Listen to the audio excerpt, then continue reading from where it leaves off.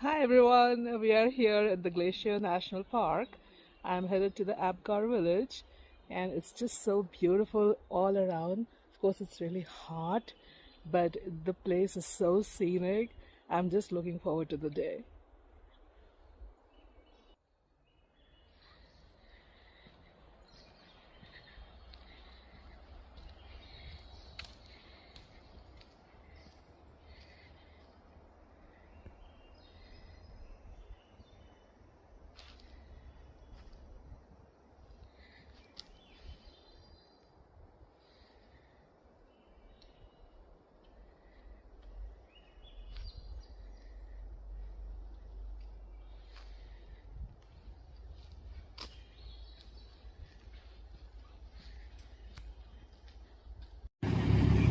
So here we are at the Apgar village.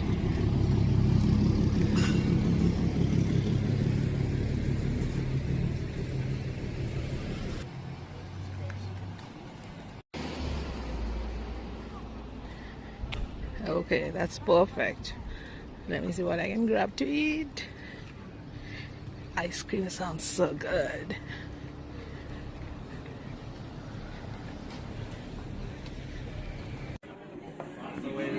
Wow, that looks amazing. Thank you.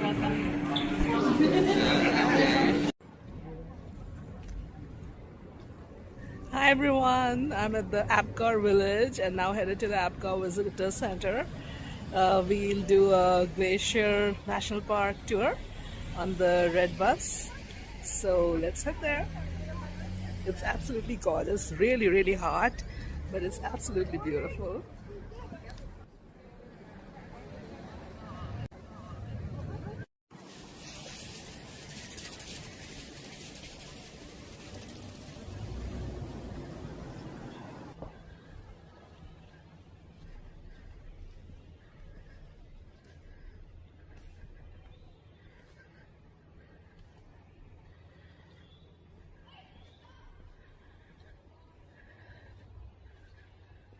Apgar Visitor Center.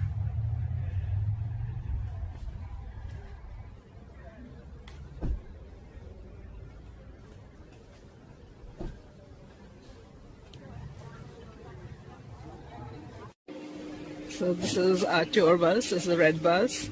These are very old buses, originally designed like maybe 80 years ago, and they're still in service. So it's called the Red Bus Tour.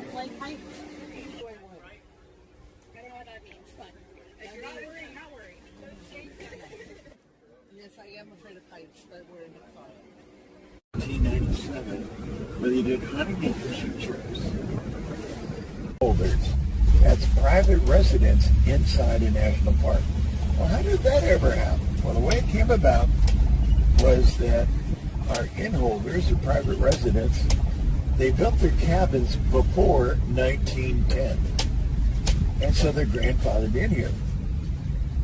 Now, there are a lot of rules about reselling and so forth, but one of them is on Airbnb. So if you wanted to, stay right there in the lake, you could do it.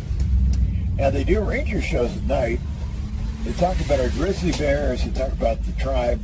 They think about all kinds of stuff. But all the places to see a ranger show, it's hard to beat this one. Take a look at the view over here to your left. And did you know they also do weddings there? So if you think about getting married the first time, or remarried second, third, fourth, 10th, 12th, well, you can redo it right there. There you go. All right. Yes, that's good shape. Boy, it's hot. Yikes. It's hot. Does it get this hot every year? Yes, it does. It gets hot. Yeah, the month of July, probably our hottest month. But we rarely, in fact, only one time in the history of our park where it's ever gotten over 100 degrees. So we're too close. All right, now, next stop, we're going to go over here to the boat docks, because it's always fun to see what the view looks like and where we're going to today. And so we're going to go up what is called the garden wall. Second, we'll kind of work over through here. It's overhead. I got a storm coming in. That definitely will be cooler. All right, you see the jagged wall out there in the beak? That is the garden wall, and that's where we're going today. So we're starting at about 3,000 foot elevation. We're going to way up to 6646, the elevation up there at Logan Pass. So we got some climbing to do. Now, did you know that you're allowed to bring your own personal boat and take it out there on the lake? Did you know that? No, that's nice. Yeah, you can do water skiing or wakeboarding or whatever you want to do.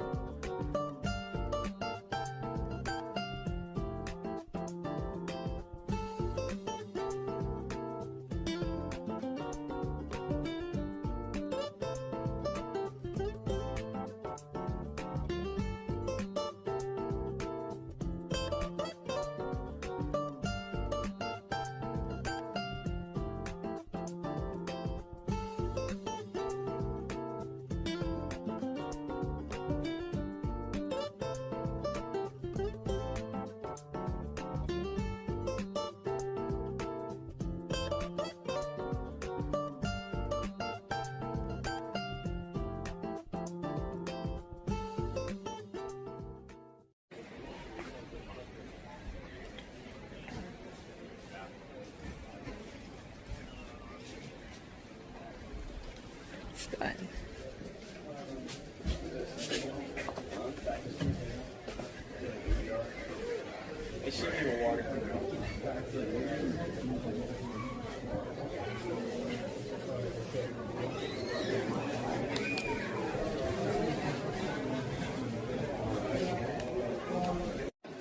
Okay.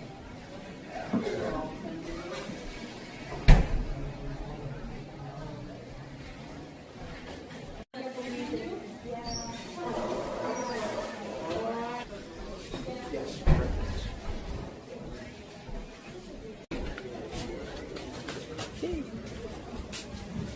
you.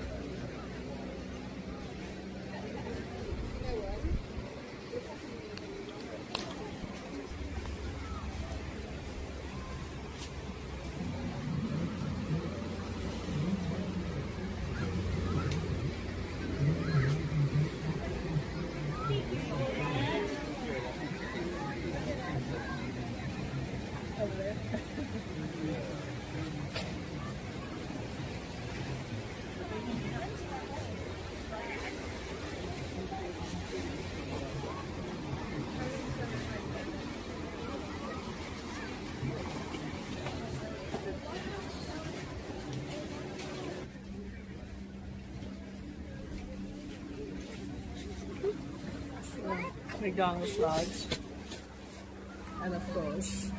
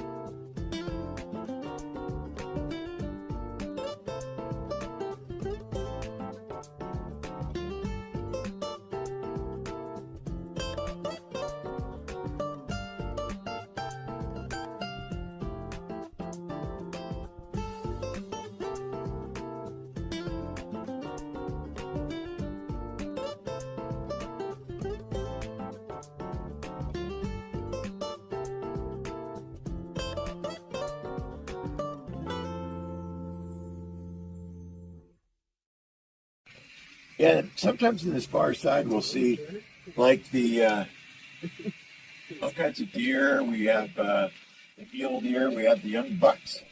We have the bucks with the new antlers on their heads. We have all kinds of animals in there. So we saw moose over here the other day. Anybody want to see moose? Moose is dead. Okay, definitely. For Payne, congratulations. You own a cabin on Lake McDonald. How great is that? Lake if I have McDonald in my name. Yeah. Wouldn't that be great? We have to live vicariously through these guys. But I'll ride on a tree. it's not easy. Yeah, I tell you, it's not easy to sell their cabins. Like, that's the way to go. And then, of course, like I mentioned before, one of them's on Airbnb. Okay, let's look at some trees while we're over here. Get all our trees taken care of. You saw the paper birch. We saw that at the boat dock. That's that one where the white sheet of paper comes right off. The tree that has moss on it, that is called a hemlock. That's a hemlock tree. The tree that's kind of by the front of the bus that has kind of a gray bark that goes vertically instead of horizontally.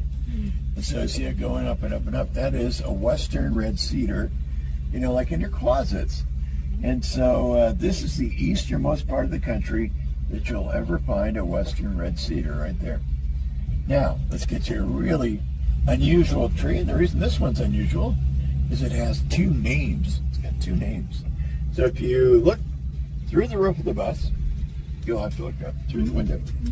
And there's a tree out here that's got like three tops to it.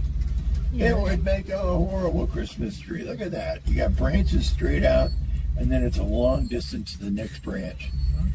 Okay, so in Montana, we call that a larch. That's a larch. But up in Alaska, they call it a tamarack. That's the same tree. Now, here's one of my grandfather's $100 words.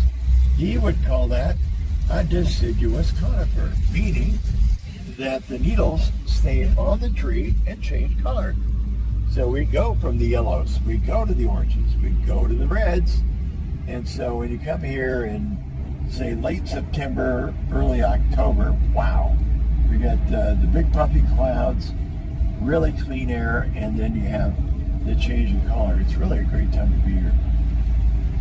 And we keep running tours all the way until the second week of October. Yeah. All right, so I hope you liked that little diversion. Like I said, It was beautiful, thank You're you. welcome. It almost sounded like I was searching for praise there. No, you made it special Nope, for us. nope. I was not doing that, but I just want everybody to have a good one. Okay, here we go. Now, this is the 500-year-old growth forest. They say when these trees were small, as President Abraham Lincoln was in office, the trees have been around a lot. And we're in the Pacific Northwest ecosystem, so we get lots of moisture. We've been getting rainfall almost every week. You know, this has been a really long spring for us. And so here we are in summer, and yet it's still acting like spring. But again, tomorrow, they're calling for a little bit more rain. On the right-hand side, just past the big boulder, look on the ground. Look on the ground. You can see all that green moss. Yeah, you don't want that on your roof, but it's called lichen. Our mountain goats and bighorn sheep, they love this green moss. They go way up to the alpine to go get it. Meanwhile, we have a big bouquet of what's called lichen. It's spelled L-Y-C-H-E-N. Got a big bouquet of lichen right there in the forest today. Now, we jammers, we have a little story we tell, and they've been telling it for over 50 years now. And by the way, it's very educational. I'm going to give you the story of lichen. Here we go. Here we go. It's got to be official lichen. Mr. Fungi had a symbiotic relationship with Ms. Algae. And they were liking each other. But sadly, their relationship, why, it wasn't meant to last. It was on the rocks. So there you go, lichen on the rocks. But you know, like it again. Good one. Yeah, get ready for lots of dad jokes, which are often bad dad jokes. It's kind of like the jungle cruise in Disneyland, except for our animals are alive. All right, so we want to see them move. Anybody want to see a bear? Yeah. See a bear? Nobody even wants to see the Colombian ground squirrel. I think it'd be cool if we saw the ground squirrel and then we saw a moose, because then you'd have moose and squirrel. That never happens. Okay, so we'll look for moose. It's going to be on the right-hand side if we get a shot. There's a bunch of trees here, and then just past the trees. And they're kind of skittish. They tend to hang off. They don't like to be looked at. Sometimes they're in the bushes, so watch for moving branches over here, and of course no loud noises. All right, so we're looking for moose. Come on, moose. There's got to be a moose in here somewhere. I mean, there's got to be a moose. This is a perfect moose environment. Where is Bullwinkle? We're crying out loud. I know there's no moose over there either. No moose. No moose. No moose. I think it's too hot. They must be hiding So for the moose. I've never seen a moose there. The National Park Service, they've never seen a moose there either. They call that the Little Moose Pond. That's its official name. The place to see a real moose would be on the other side of the creek. Okay, so you see Mount Stanton up there. Notice we had a forest fire, and they got a put out right there on the rim of that particular mountain. That was for 2018. That's our most recent fire. It's a 2018 fire. And this one, they were nervous because sparks could get up in the air, come to this side of the creek, and then back to the Lake McDonald Lodge. And so this one they fought like crazy. They brought in the scooper planes over from Canada. We had the helicopters with the buckets. Let's see what else. We had firefighters from all over the West. We even had the hot shots from New Mexico all working on that fire. They finally got it put out right there on the ridge of Mount Stanton. Now, Mount Stanton, it's interesting how it got its name. You see, way back in 1902, we had an early pioneer by the name of Lulu Stanton. Now, Lulu, she came here and looked at that mountain and said, you know what? I'll bet I can get to the top of that thing. And if I do, I'm going to name that mountain for myself. But she thought, before I go up there, I better tell some of my rough and tough Montana buddies that I'm going up there. And that way, in case I get hurt, somebody will come after me. And so that's what they did. She asked her Montana friends, and they said, hey, Lulu, do you mind if we come along with you, for safety reasons? And Lulu said, sure. But, on the day of the big climb, they got halfway up there about where those burnt trees were, and the guys were ahead of Lulu. They formed a little huddle, and they left Lulu out. They changed the rules. They decided whoever gets to the top of the mountain first, that's who we're going to name it after. Up they raced. They ditched Lulu Stanton. But to their surprise, when they got to the top, guess who was waiting? Lulu? Lulu, that's who. You see, Lulu, she had a feeling that the guys were going to pull something. And so the day before the big climb, she found a shortcut. And so on the day of the big climb, she used the shortcut to meet the guys at the top. They were so impressed, they named that mountain after her. Now, if you're here in 1901 or 1902, we probably could have named something after you as well. But nowadays, if you write your name on a tree or anything else, all you get is a ticket from the Rangers. By the way, the Rangers, they call them souvenirs.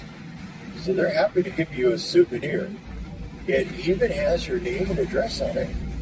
Why, it even has a price tag down below. Yeah, we don't like to have anybody get one of their famous souvenirs. So.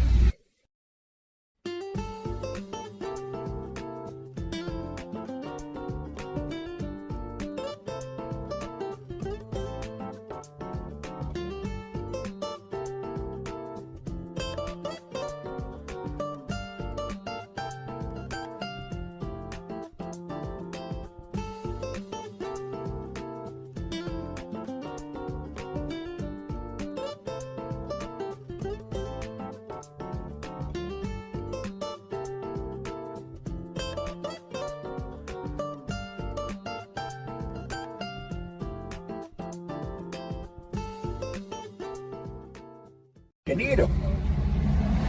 However, if they're white in color, leave them alone. You see, we have a berry here at Glacier, and it's white in color. It's snow white, has a little black line on top. It's called the baneberry. And if you eat a baneberry, you've got about 10 seconds before you go into cardiac arrest. Wow. So stay away from the baneberry. And so, oh, good, the road's open, so we can get back out there. Now I'm going to take you uphill and show you a baneberry bush, okay? So here we go. You guys ready? Yeah. Okay, we're here. It's right there. You see the little daisies? Yes. Right next to it, you see the little tiny leaves? Yes. That is a baneberry bush. For those of you on the other side, if you look higher up on the hill, you can see the little tiny, little dinky leaves. That is a baneberry bush. Stay away from those things. Okay, up we go. And this fossil is what's called a stromatolite. Now, a stromatolite, by definition, is an underwater fossil. We've been climbing uphill to see our underwater fossil. And a lot of people say that this particular formation, it kind of looks like the Van Gogh painting, Starry Nights. Kind of does, doesn't it? Yeah, we have them all over the park, but we're lucky to have one right next to the road, so I can show it to you.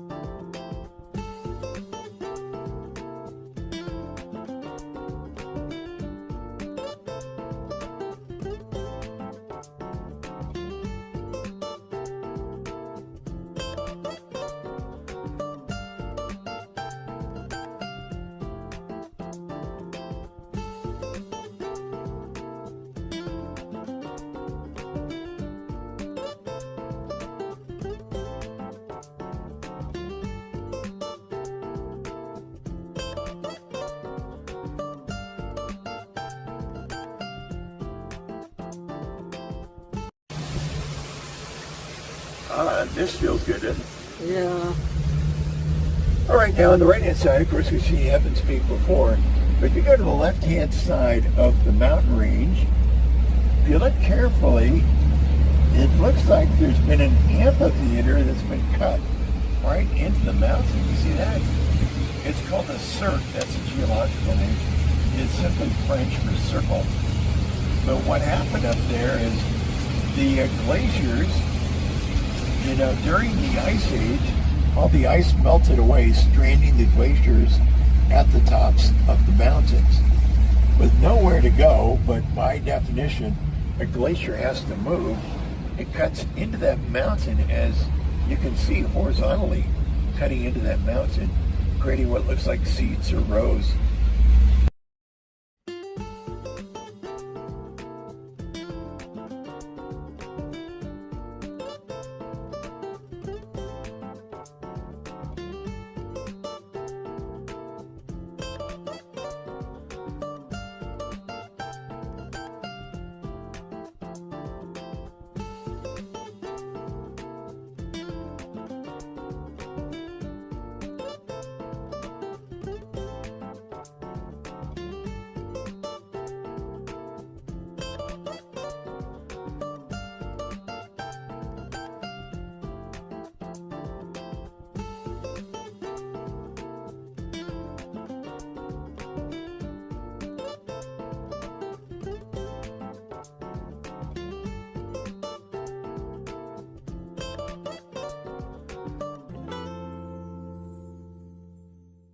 Hey, why don't we leave a note and we'll put it in the mason jar? So that's what they did. Well, So he writes very boldly. He says, I, Dr. Walter Cannon, and my wife, and he gives all the details about the big climb. Well, he then puts the note in the mason jar, screws a little lid on it, and just leaves it up there. Wouldn't you know it, it wasn't found until 84 years later, 1985. They found the mason jar in the note. That climber who brought it down the mountain turned it over to a scientist. And the scientist, he recognized that the paper was from the turn of the century. So he changed the name of the mountain from Goat Mountain to Mount Cannon after the Cannons. And again, if you're here at night, you know what I'm going to do. I'm going to need some messages as well. All right, we're getting pretty close to the weeping wall. Now, if you come to the weeping wall in the spring, I can guarantee you I'll get you good and wet. Because we have snowfields above it, and then we call it Splash Mountain. But right now, it's doing what it's supposed to do, and it's just simply losing water in between the layers of limestone. So the reason that I'm bringing up the fact that the road cost $1 million to build the whole thing in 1928 is I want to give you a comparison. You see, we have our brand new bathrooms here on the left-hand side. 2.4. 2.4 per bathroom. It's only a one-holer on each side. Or for $1 million, get the entire room. Okay, now this is what's called the snow cave. Isn't this fun? It's fun to go in that snow cave. Now it melts from the inside out. So they put a sign out there that says danger, don't go in the snow cave. But whenever you see that, what do? You go in. You just have to be careful. You want to see how deep the snow gets when they come here every year and clean off the road. If you look in the trees right in front of me, now go up, and in the trees, you can see a yellow sign up there. There's no writing on it. It's just kind of a yellow road marker. See that? Yes. Now the snow doesn't touch the sign, but it gets pretty close. And the reason it's on that particular tree is they have to line up the snowplow so that it's headed right for that tree. Otherwise, whoosh, down the big drop. Last one. On the planet to shove our mountain back. So way up here, just shy of 6,000 foot, they had to build a bridge. And that was not easy to do. To your right hand outside, that is beautiful Logan Valley. Look at how green and lush it is. That's because we've been getting, that's my bus. I don't really drive one away. Okay, so anyway, look at how green and lush it is. We got plenty of moisture. In fact, they're probably going to rain tomorrow. So it's green and beautiful and waterfalls everywhere.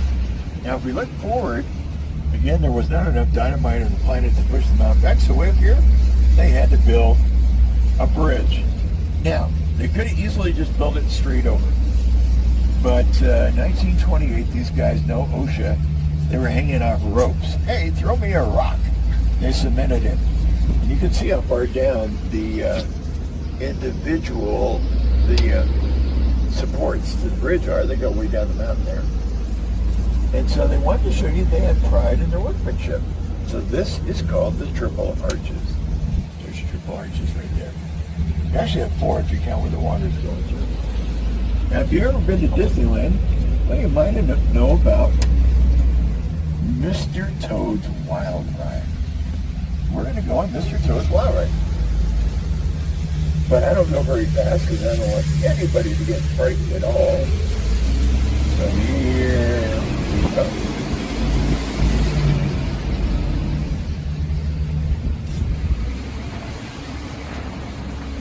That's fun. Yeah. 10 and 2. 10 and 2. Alright, here we go. Mr. Toad's Wild Ride.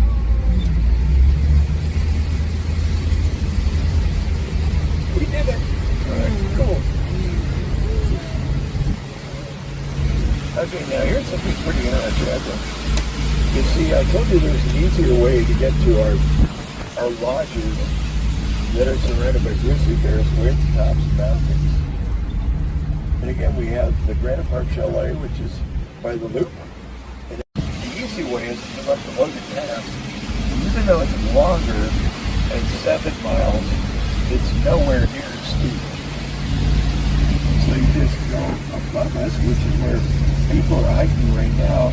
You can imagine their views, their camera photos. See, 1, 2, 3, 4, 5 of them. Mountain goats. Yeah, go ahead and stand up now. You can take pictures. So zoom in on our mountain goats. Yeah, the babies always love seeing those. They're not as sure-footed as the parents, but they'll still go right across these cliffs. Now, did you know that that's the official animal of Glacier? You'd think it'd be the grizzly bear. We have the highest percentage of grizzly bears in the lower 48 states. We have roughly 800 grizzly bears.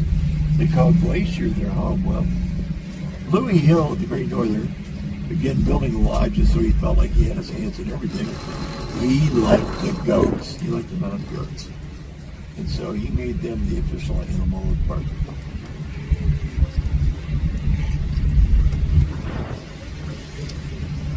All right, now I can get a little closer.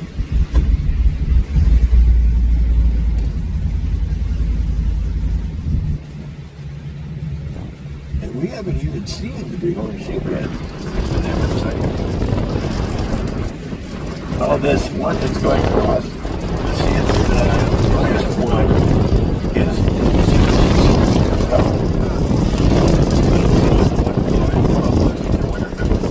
so it comes off the patches. It's kind of weird. So once it all comes off, it'll look like the baby. Over here in this goat on the left. Wow. Storm's coming.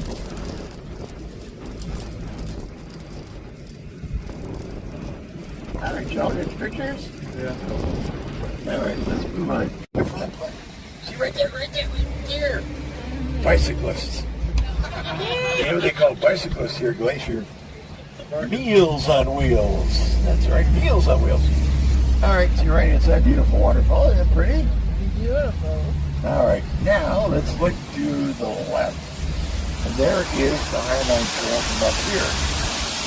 This is how they got the picture of the guy stuck out there on the cliff and trying to figure out what to do.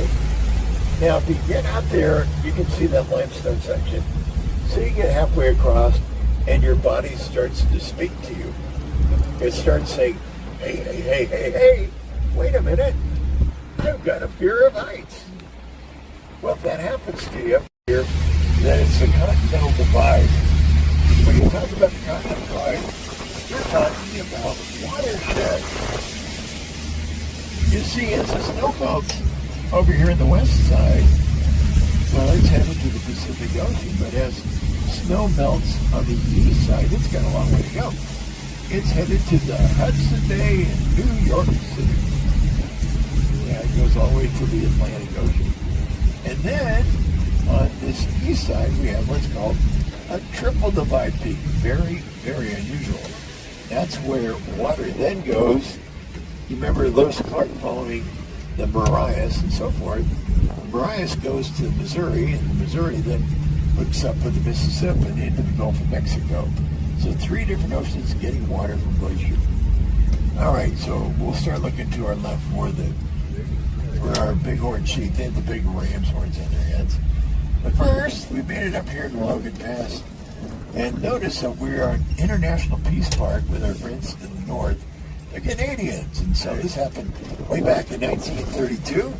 And it was the very first UNESCO Peace Park anywhere in the world between 2 friendly countries. So we are at the Logan Pass in Glacier National Park.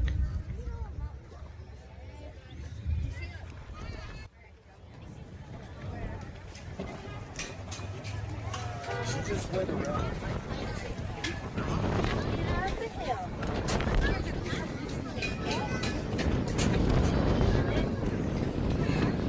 Now, again, like the Blackfoot names are made, this mountain with the big long top is called Heavy Runner. That's named after Chief Heavy Runner of the Blackfoot. The mountain that's straight out with the pyramids or Christmas trees on it, or whatever you want to call it, that is 2 chiefs.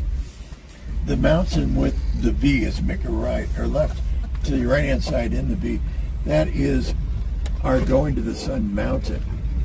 And then the final mountain, this one with the blunt top on it, that is called Piegan. Now, there used to be 4 tribes of the Blackfoot. Nowadays, there's 3. And so you have the Blood tribe located up in Canada. Then you have the North Piegan, the South Piegan, and the North American Blackfoot with their home in the little tiny town of Browning, just outside the east entrance of the park. Now, the Piegans, they were known as the Bakers. In fact,